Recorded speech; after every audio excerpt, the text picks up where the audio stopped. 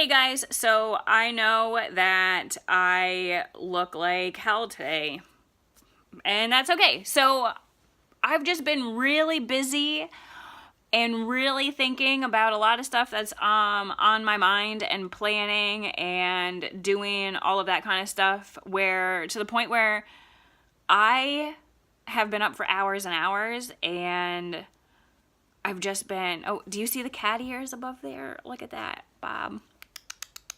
See them? Good. Okay. Super cute. Although he's kind of a dick, so don't get too attached. So I've just been doing all kinds of stuff this morning, and I haven't even changed out of my pajamas. I haven't even washed my face. I have not even brushed my teeth. And I am just like, oh my God, this is just something that has to be done. It has to be done. It has to be said. This has to be heard. So stay tuned. With that being said, what I'm talking about, like, what is this crazy person talking about? That is this book. I intended on writing a book, and I no longer intend on writing it, but I still plan on getting that message out, and I'm going to do it this way instead, via my podcast and this YouTube channel. So I will record myself visually while I'm recording the audio, so that it's just all over the place, because it's such, I believe, just very, something that just has to be out into the universe. Okay, I was going to write a book with my husband, and the title of this book is God's Moon... Excuse me, do you see that I can't even get my words out? I have water. Maybe that'll help. Oh, no, of course, my water bottle is empty. God moonlights as a stand-up comedian. That is the title of all of this. And what I mean by that is that we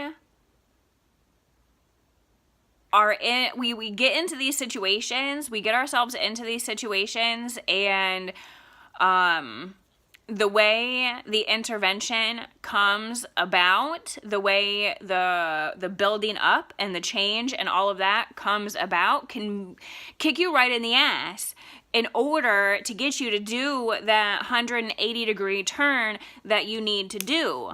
So there's different situations and different things that have come about in mine and Josh's life that really need to be heard.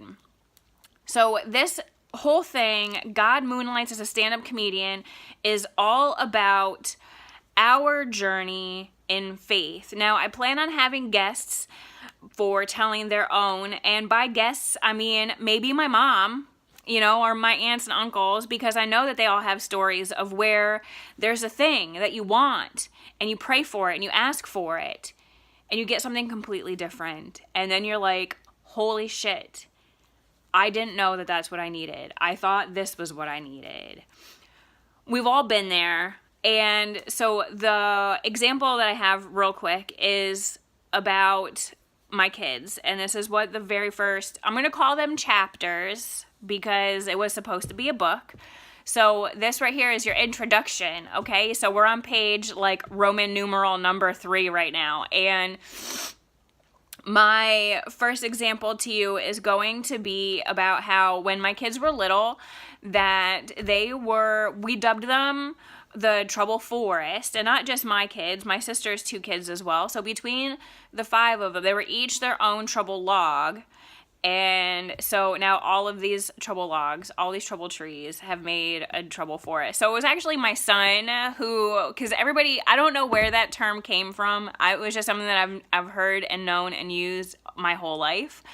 And that I've always heard, like my aunts and uncles and parents, grandparents, everybody always said. So I'll do a little bit of research on that, because it's kind of strange. We call each other trouble logs. Well, Ethan, my son, was just so bold when he was little that we said he's more than a trouble log. He's the whole damn tree. And so then they all became trouble trees, and when we get them all together, they're a trouble forest. Oh my God, this is this is hilarious. I've never actually explained that to somebody who doesn't know what a trouble log is. So I hope you get it and understand, and I hope you use it. You're welcome. Okay, so anyway, kids, trouble forest. And so I would always pray about, God, please give me peace, or God, please give me patience to deal with these children, or like, God, please, make my children behave, and things like that. So, and it didn't happen that way. What happened is God didn't change my kids, he changed me. And I didn't expect that at all. And that'll be chapter 1. So that's what I mean, though, is because I was praying for them to be changed, but I was the one that was changed, and I can't imagine it any better. So this is the whole premonition of the entire book, is going to be all about my walk and my husband's walk and faith, and about how things don't work out the way that we want them to. Things don't always turn out the way that we had imagined. And if somebody tells you, oh yeah, I've been planning my life to be exactly the way that it is for the last 10 years, they're fibbing. Because shit happens, things happen, and things come up, and things have to change, and that's just the way that it is. So this is going to be our story about what we thought we wanted, what we thought we were getting ourselves into, and how that's all been different, and how we haven't really gotten what we wanted, but how we've gotten so much more. I hope that makes sense. I hope this is intriguing, and please get a hold of me. Leave me some comments, whatever, give me some thumbs up, a little bit of YouTube love and all of that. And I'll leave all my contact information and everything down in the show notes.